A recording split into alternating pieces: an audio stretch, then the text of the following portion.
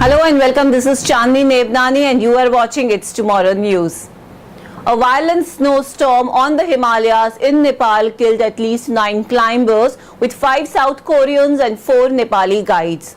The storm destroyed 3 camps near Mount Gurja, a 7,193-meter high peak.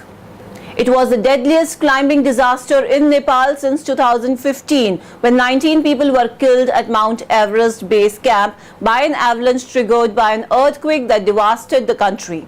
The previous year, an avalanche above Everest's base camp killed 16 Nepalese Sherpa guides.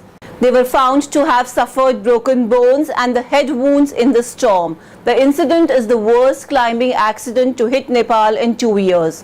The crew of a rescue helicopter began retrieving the victims on Sunday after attempts the day before were halted by strong winds. The Himalayan range includes all 14 of the world's peaks that rise above 8,000 meters, and only a few dozen climbers have made verified successful ascents of them all.